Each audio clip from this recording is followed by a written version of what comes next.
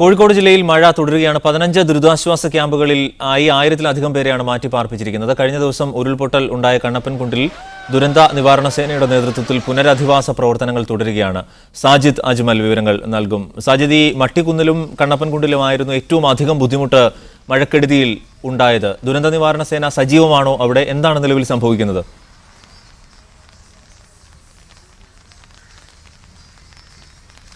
അരുൺ, തീർച്ചയായും ദുരന്ത നിവാരണ സേനയുടെയും സൈന്യത്തിന്റെയും ഫയർഫോഴ്സിന്റെയും സന്നദ്ധ പ്രവർത്തകരുടെയും ഒരു സംയുക്തമായാണ് ഈ രക്ഷാപ്രവർത്തനങ്ങൾ നടത്തുന്നത്, പുനരധിവാസ പ്രവർത്തനങ്ങൾ നടത്തുന്നത്.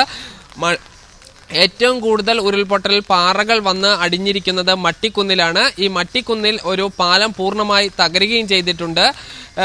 ആദ്യം ഈ പാലം പുനഃസ്ഥാപിക്കുക എന്നതാണ് പ്രധാനമായും ചെയ്തുകൊണ്ടിരിക്കുന്നത്. ULCC ആണ് ഇത് ചെയ്യുന്നത്. ദുരന്ത നിവാരണ സേനയുടെ സഹായം ഇവർക്ക് ലഭിക്കുന്നുണ്ട്. ഈ മട്ടിക്കുന്നിൽ ഏതാനും വീടുകൾ മാത്രമാണ് ഉള്ളത്. ഈ വീടുകൾ, ഒരു വീട് ഏറെക്കുറെ പൂർണ്ണമായി തന്നെ തകരുകയും ചെയ്തിട്ടുണ്ട്.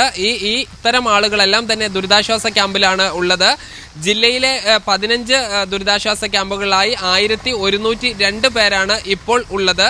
ഈ ആളുകളെ എത്രയും പെട്ടെന്ന് വീടുകളിലേക്ക് എത്തിക്കാനുള്ളൊരു ശ്രമം നടക്കുന്നുണ്ട്. എന്നാൽ ഈ കണ്ണപ്പൻകുണ്ടിലെ ഉള്ള ആളുകളെ അത്ര പെട്ടെന്ന് ദുരിതാശ്വാസ ക്യാമ്പിൽ നിന്ന് മാറ്റാൻ കഴിയില്ല. കാരണം ഏറെക്കുറെ പൂർണ്ണമായും പല വീടുകളും ഭാഗികമായും തകർന്നിട്ടുണ്ട്. ഈ വീടുകളുടെ അറ്റകുറ്റപ്പണികൾ നടത്തേണ്ടതുണ്ട്. വീടുകൾ പൂർണ്ണമായി പോയ ആളുകളുടെ അവസ്ഥ എന്താകും, അവരെ എങ്ങോട്ട് ഇനി മാറ്റും എന്നുള്ളൊരു കാര്യത്തിൽ എല്ലാം ഇനി ഒരു തീരുമാനം ഉണ്ടാകേണ്ടതുണ്ട്.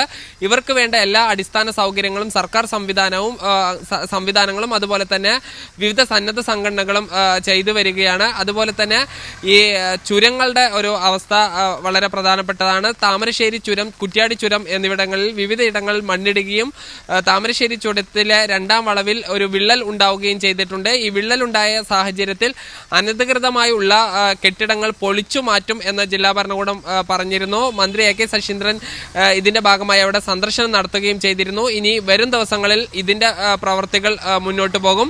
താമരശ്ശേരി ചുരത്തിന്റെ ഈ വിള്ളലുള്ള ഭാഗത്തെ പ്രവർത്തനങ്ങൾ, ഇതിന്റെ പുനർനിർമ്മാണവുമായി ബന്ധപ്പെട്ട കാര്യങ്ങൾ നാളെ ആരംഭിക്കുകയും ചെയ്യും.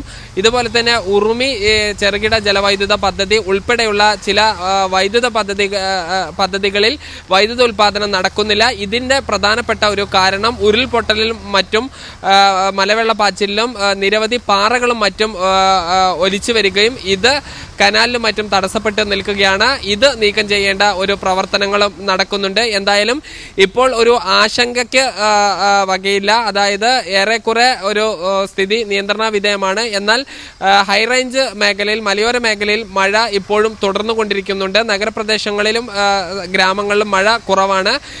എന്തായാലും റവന്യൂ വകുപ്പ് ഉദ്യോഗസ്ഥരും അതുപോലെ തന്നെ മറ്റ് സർക്കാർ സംവിധാനങ്ങളും സജീവമാണ്.